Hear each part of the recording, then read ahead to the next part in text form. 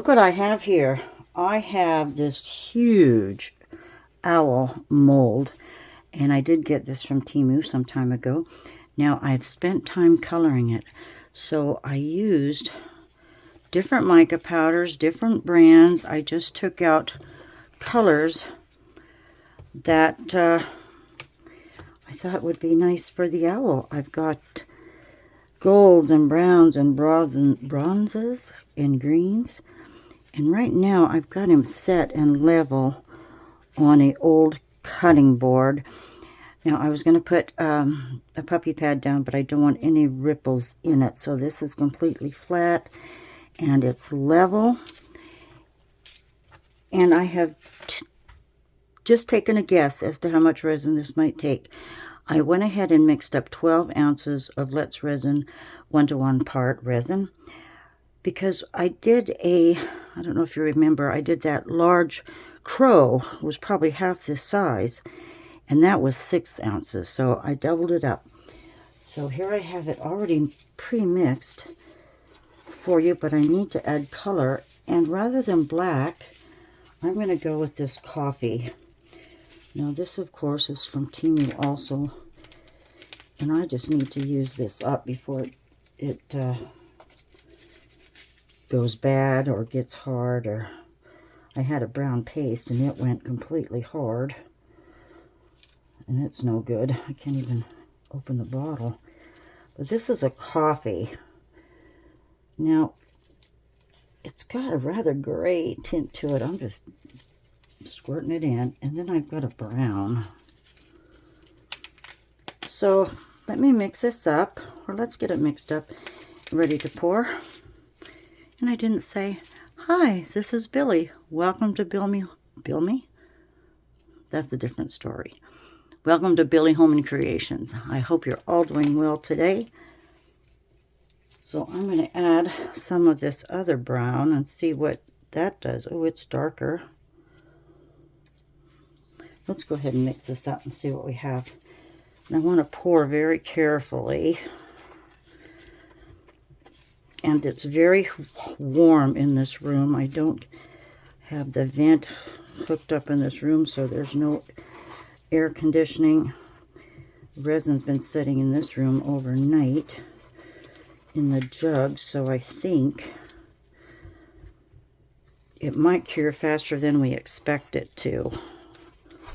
I guess we'll have to see. Let me get it off the edges. Mix it up real good. Now this is going to be the back side. It's very faint. Let's add some more. Let's darken it up. Gosh, I might just use this up today. Oh, lordy. That came out all right, didn't it? I thought about using it in the, putting the color in the mixer, but I don't want my mixing wands to be all brown and cruddy. Still looks a little weak. It looks like it really needs mixed up more. I hope you all had a wonderful 4th of July. And I hope you've enjoyed my resin table video. That was an ongoing project. It took me probably 2 weeks by the time, you live your life and get back to your projects. It took a while, but I have a few extra molds with me here in case I have excess. I don't know that I will. Like I said, I'm just guessing. And I didn't add 10 times or 10% more liquid than the resin, I don't think. But you don't want to do that. And if there's not enough to fill this, I'll just do another coat. Maybe clear. Not sure. And when I did the crow, I filled it up, but it was a bit flimsy, so I did mount that on a board. Now look at all these little groove parts. They're going to be hollow. So let me very carefully sit down first. Oh, what's that? Whatever that is, it's on a part that won't show. So let's just get a large area here. and let it find its way. I'm going to probably have to take a micro brush and help it through the smaller areas. Well, I don't want to get overboard because I don't want to have to clean this up on all those little separate holes, because that's kind of a bugger.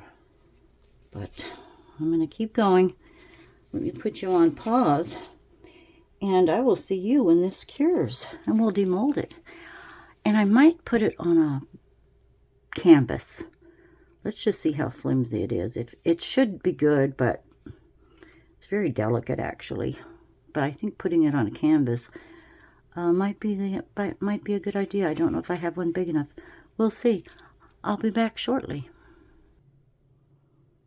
You know, I wasn't even recording that last part. I probably recorded more of filling this. And I wanted to come back on and show you that I don't have much resin left. There was maybe 2 ounces, and I just filled a little frog keychain and a little candle holder keychain. And so I'd say I could have done this with 10 ounces, not the 12. But it looks pretty good. I think I have it all filled in. I'll just look careful. Make sure I get all the tips, but I want to make sure I don't bugger up the mica powders. So there we go. Good call. I'll see you shortly. Bye. Oh, I am so ready to demold. Look at that. It did sink in quite a bit, but I'm not going to take the chance. Well, I'm just not going to add more resin. I want to mount it on a canvas, and I do have I believe it's a 16 by 20 inch canvas that this will fit on. I'm not quite sure what color I'm going to paint it, but it's a bit warped, and I'm hoping if I put a bar of wood in the middle that might straighten that canvas out. But let's see what we have. First of all, there's a bubble. This is that little candle holder, and somewhere I have the little inserts that are brass that go inside. And this was just scraps of resin. You can see there's some moss and rocks from the tabletop I did. But that's really cute. It's just a cute little mold. And I've been putting little things like this in mystery bags at some of my craft fairs, and they're really nice. But this is cute. See the bit of green, and then the top, this is clear. Can't see the rocks that well, but yeah, that's just a cute little resin piece. Now, I'm anxious to see the little frog. I've never poured this little frog before. I'm going to have to stand up to see what you see. But let's look at that. Oh, he's cute. Oh, I got a little bubble right there. Just a cute little frog on a leaf. And, you know, I've seen the big ones, the bigger molds. And to be honest, I don't know if I have it. I might, I don't know. But we'll clean that up, and I'll just put a little chain on it. But here we go. I think I'm going to turn it over. There's the brown. Remember all these colors? Let's see what they're going to look like. I'll just start down here. These are very delicate pieces because they're quite, you know, detailed. And I'm worried a little bit about what some of these little tiny gap areas are going to look like, because that would be a very thin bit of resin in there. So got to be very careful not to break that. And you know, I didn't tell you that this was a holographic mold. Yes, it is. But oh, I can see it through the powders. I wasn't sure if we'd be able to see that. But oh wow, this will be tricky. Let's go down to the tail. Can you see me down here? Not very well. Let me scoot it up a little. Still have it on that cutting board. Oh, looky here. Have to be very careful.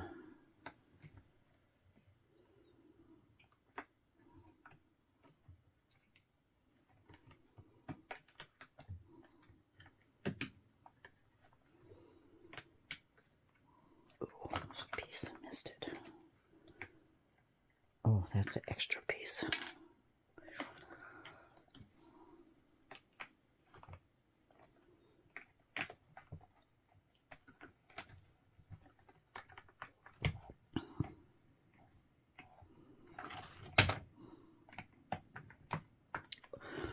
Ooh, look at those colors. Interesting.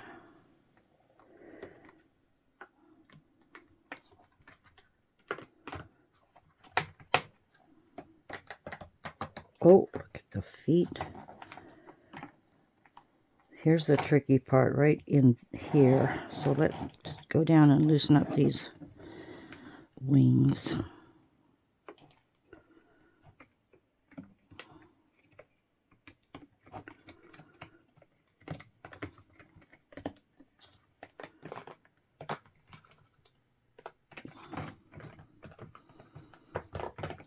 Okay, we're almost getting to the middle here. Not sure about the colors. I'm really not sure about those micas.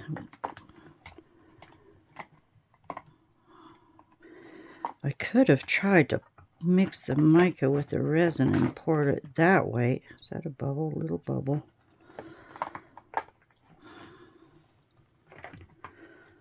Let's see, here we go. See how tiny this area is right in there, and I don't want to break it.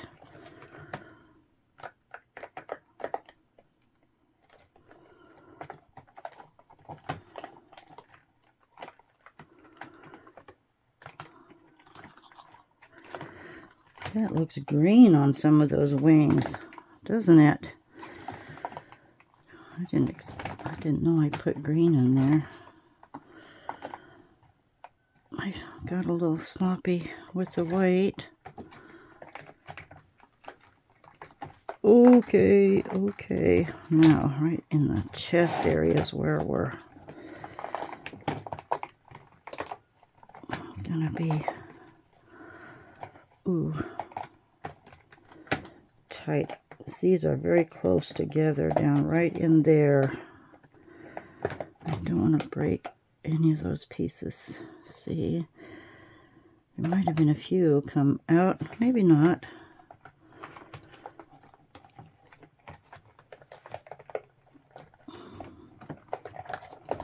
Wow, the eyes are great.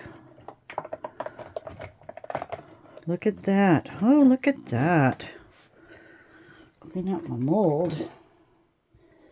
Look at that.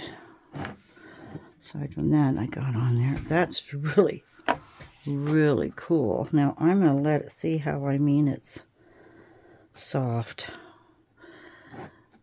Not soft in the sense the resin is soft, just because these pieces are so delicate. I'm going to let it set maybe for a day and let the air get to this and really cure up. And then I'm going to wonder about how to do the background. And do I really like these colors? I'm not sure. What do you think?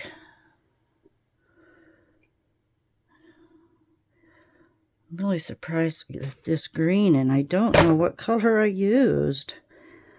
I said those were just different brands of different micas. I grabbed bronze and such, but I don't know about the green. Doesn't look like I have too much to clean up. Bubble. A few little bubbles there. But then when you use micas, you don't want to go around these sides in case you mess up your powder that you've colored with. So I'm going to let this set. Think about it. Try to fix that canvas. See what colors we want to do. You know, I might on the canvas trace the owl and then paint brown on the canvas so brown comes through. Gosh, and it's about the size of this cutting board.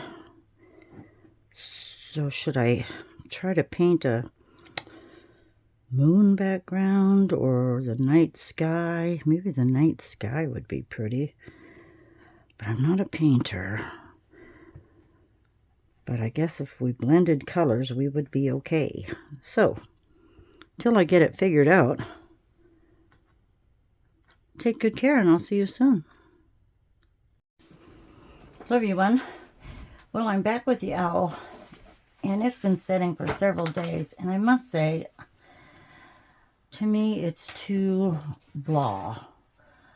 I mean, the colors turned out okay, except what I thought was a black or gray is rather green. But I need to do some highlighting. So I thought I would start with the white. And I should have left out all the micas I used, because now I can't remember what I used. But I know I need some white. So once again, I'm going to use my micas with the polyurethane. Now, I did take out my outlining pens, and some of those are getting dry, but I thought, well, I really don't have the control I need for what I want to do. And then I thought, well, let's just try a syringe or a small bottle, and I can try to outline some of this, you know, mica and polyurethane wood resin in a bottle or a syringe. But I thought, no, I'm just going to use a couple of fine brushes that I just had here, believe it or not, and my polyurethane. So let's start. I'm just gonna get a little bit of this white mica, and I'm gonna start around the chest area where the white is, part of his feet and toes, and I do actually really want to highlight the tips of the wings where I had white, or it turned out rather silver. But let's see if this makes a difference, because I want to jizz it up a little bit before I work on the background canvas. And that, I really think I'm going to try to do a nighttime sky. And I'm not a painter. I mean, I can paint something if there's a picture, but or if it's spray paint. But I'm going to try this technique, and then we'll work on the background. So let me just get started and show you my intentions here, and we'll see where that takes me. Here's a micro brush, and I'm just going to mix some of this up so it gets the lumps out. Should be easy to work with. Now this, like I said, is the polyurethane wood resin, and wood polyurethane for wood, but I know it sticks to resin really, really well. I did think about taking markers. That was a possibility too. That I did not try. I'm just going to go with what I know will work, and hopefully I can find some of the right colors I need. And we're just going to doctor this up somewhat. So here's a very fine brush. This one's a little thicker, but for instance, make sure you can see where I'm at. I'm right down in the middle of the chest here. And, you know, where I've tried to blend the micas, it worked out okay, but not to my liking, really. So I just want to take this fine brush and just outline some of these areas here with the poly and the mica. It won't give it a lot of texture, but I think it would define these areas better than what they are right now. So this is going to take me a bit of time, but I don't mind that. I like getting into detail, and I appreciate you watching today, and I hope you were able to see the video on the beautiful table I finished. I'm so happy with that. And I appreciate you all for tuning in.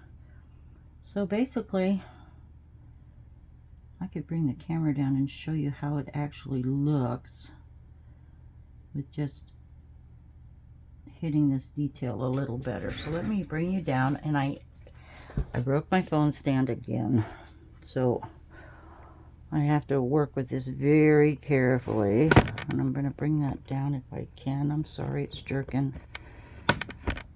And I'll just bring this up to you and show you what, if you can see the difference here.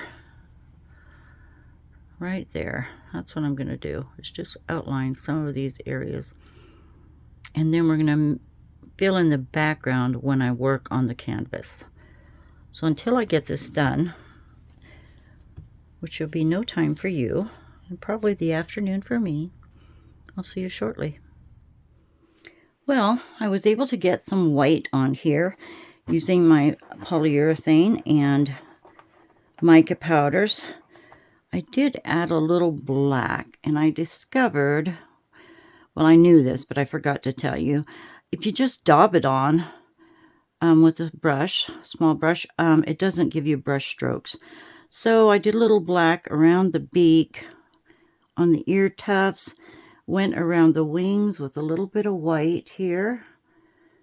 Didn't touch the branch. I did white on the claws or the talons. And I have been racking my brain for like 3 days, trying to figure out how do I want to decorate the back piece. Now this canvas, I just gessoed 2 coats of black gesso on here, and I like the matte finish. I really like the matte finish. And I thought, well, I could use clay and make a border. I could have some little metal pieces for corners. I thought, well, let's paint the background with a little deep purple and run it into the black. Then I thought, well, I like it plain. I just like it plain. I think it just stands him right out with nothing else but one more thing. So I also thought about going underneath and painting brown to where these black pieces stand, you know, show up. But then again, that's going to take away from the actual cut of the mold. So I'm not doing that neither. But what I am going to do is I'm going to put these glass eyes on this owl. Now these were my father's. He was a wood carver. He did a lot of birds. So I happen to have those. And I'm just going to take a little bit of my premium E6000 because I like to use that on resin. And you've probably heard me say it before. That way, if it oozes out, I can peel it and it won't damage the resin. But if you were to use super glue and it bleeds through, then you're going to see that and it's going to ruin your resin piece. So I'm just going to pop those beautiful yellow eyes right on there like that. Oh, it just brings it right out, brings it right to life. And then I thought, should I paint gold here where the beak is, or a yellow? But I'm thinking, I'm overthinking it. Don't do it, Billy. Don't do it. Just leave it as it is. So once I get this on, and in the comments, let me know if you thought I should have did more to this, but I think less in this instance is more. There, we brought out the eyes. I'm gonna take it outside because this is messy. I've got my Loctite spray adhesive, and I'm just gonna spray the entire back of the owl, because if I tried to glue it any other way, it would take forever and the glue would dry, and you know how that goes. But this works very, very well, and it dries very quickly, and it locks it in. So basically, this is going to be the owl. And when it is all dried, I'm going to take some alligator hooks. Now I got quite a few here, and that's what I call them, alligator hooks, and hang it on the back. But I want it flat for now without the hook. So that's the plan. I hope you like this video. I'll take some stills, and you might see a little gold or something in the beak, but I think I should just leave it. All right. I'm done talking. Thank you for watching, everyone. Take good care. I hope you enjoy this video. I would love some new subscribers. You're welcome here.